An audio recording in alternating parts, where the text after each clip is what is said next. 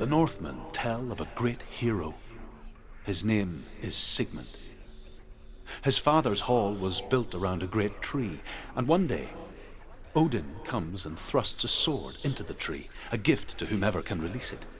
Many try, but the sword only comes out at Sigmund's touch. His brother-in-law, King Siggeir, wants it, but Sigmund refuses him, so King Siggeir plots revenge. He invites Sigmund and his brothers to a feast, but when they arrive, they are met with an army, not a warm welcome. King Siggeir captures Sigmund and his brothers, steals his coveted sword, and readies them for execution.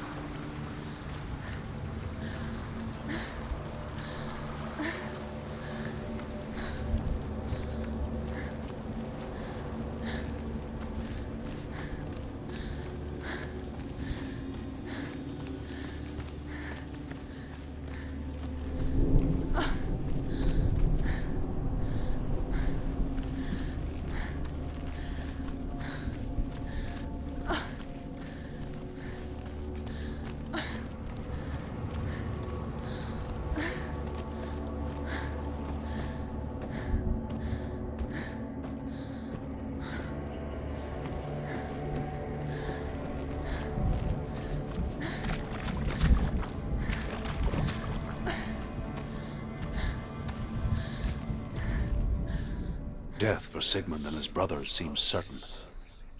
But the king's wife is Sigmund's sister, and she begs for mercy and implores the king to chain them up instead.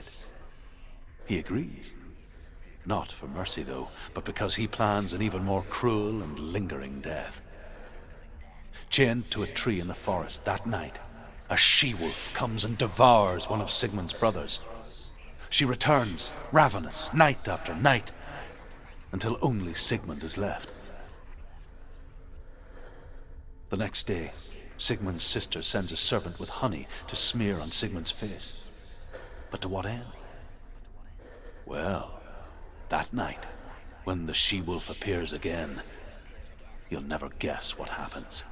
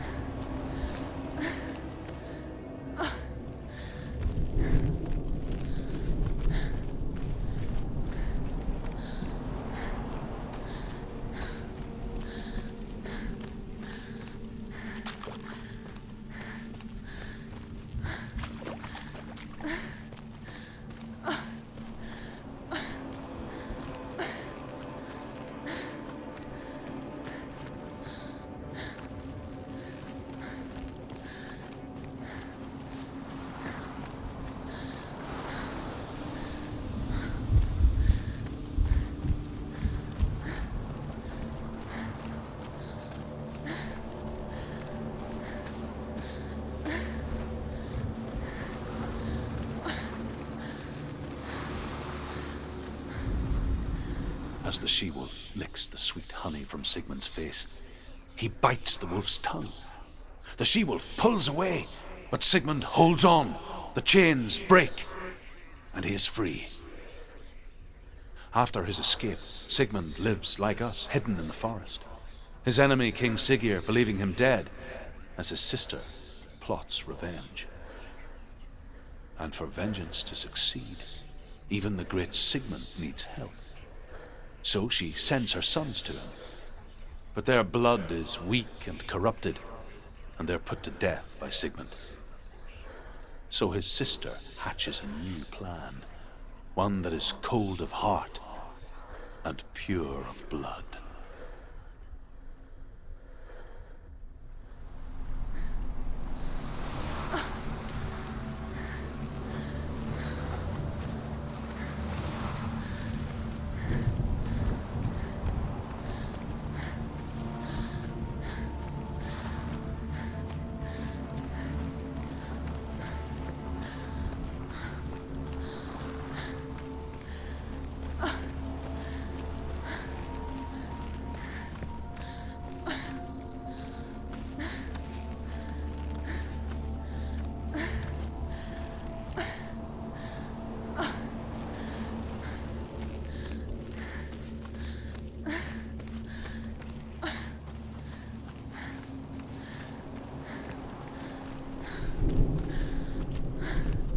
Day after day, watching from afar, she mimicked him, perfecting her own secret dance, wishing those fleeting moments of light would stretch out to last forever.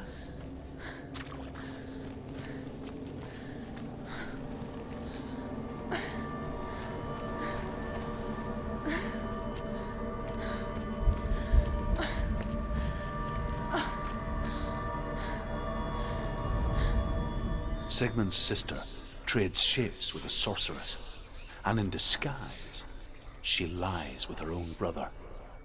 She gives birth to a son named Sinfjotli. After a time, she sends him to the forest to Sigmund. He tests the boy and finds him strong and fearless, and so they go to take their vengeance on King Siggeir. But luck is not on their side. They're captured, and Siggeir has them buried alive.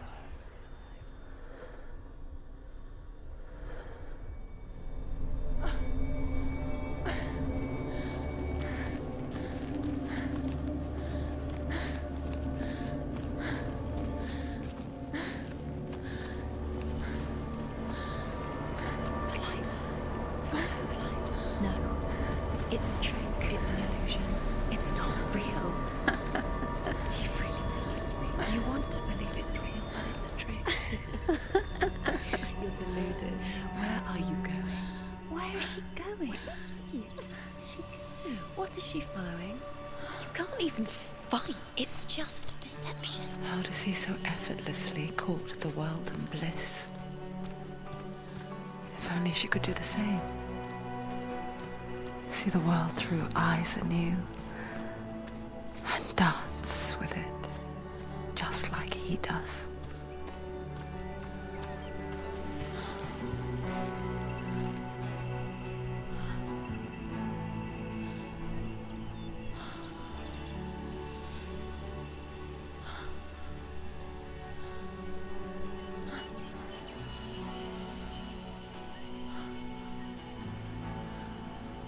What's your name? Senua. I haven't seen you before. I don't leave home much. Oh, Zenua's daughter. I have to go. Wait. Who taught you to fight like that? No one. No one. Well, I watched you, and You learnt all of that from watching me? You should become a warrior, you know. me? I'm Dillian. I'm here for the warrior trials. Come and watch. And bring your sword. You can't put it into words. That moment, When you look into the eyes of the one who is supposed to reassure you, make you feel safe. It only takes an instant. Fear swallows you before you have a chance to make sense of it. And darkness becomes a part of who you are. You killed him. But her world changed the day the Northmen took him from her. Senua knows that there's no going back to how things were.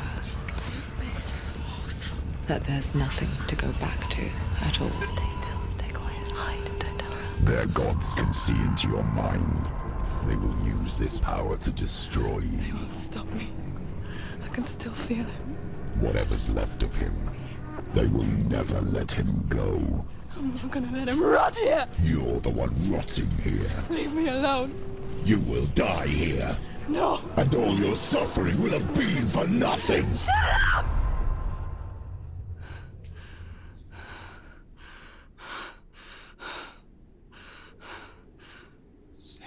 Dillian? Is that you?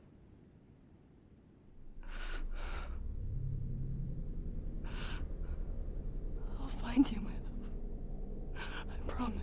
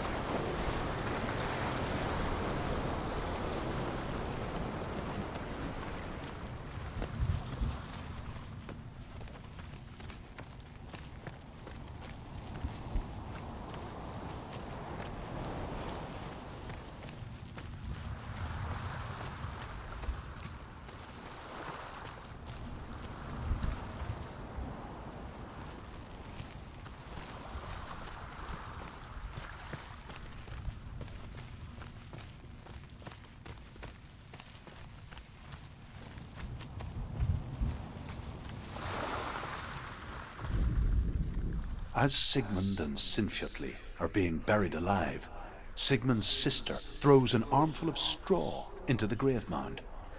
Hidden in the straw is Sigmund's sword, the gift of Odin. They cut their way out of the grave mound and set fire to Siggeir's hall. The king burns to death. Sigmund calls to his sister to come out so that she may live and be honored. She does come out, but only to tell him the truth. That she had slept with him, her brother, to beget a strong avenger. I am not fit to live, she says, and walks back into the fire. Strike vengeance from your heart, Senua, as there is always a heavy price to pay.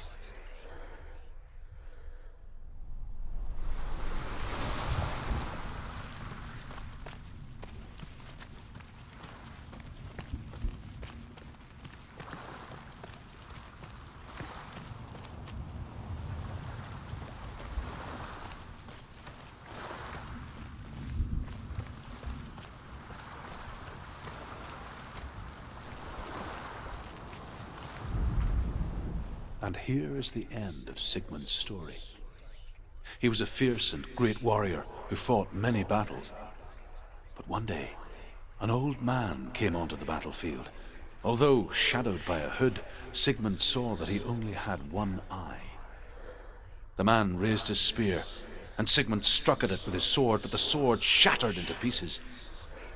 Sigmund then knew that this was Odin, and thus that victory could not be his. He bowed his head and accepted his end. Dying, he tells his wife that she is with child, and that her son will one day make a great weapon out of the fragments of his sword. The sword named Gram.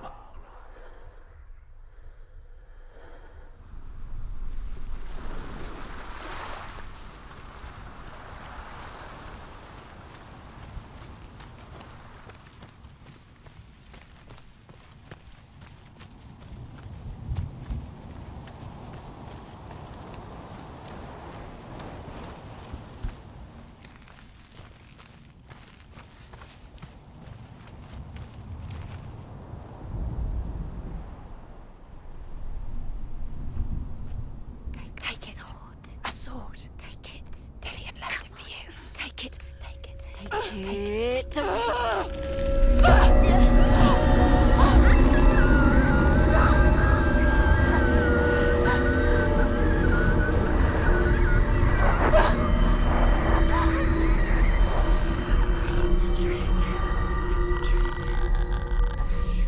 ending. It's coming from there and there.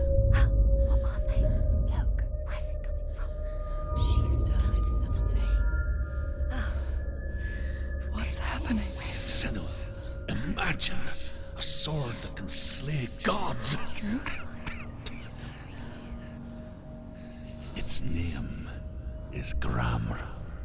It was forged by the god of all Northmen, Odin, and gifted to Sigmund, a great warrior. I need this sword. It's important. Can you help me? The sword appears whole, but it is an illusion. It shattered into shards long ago.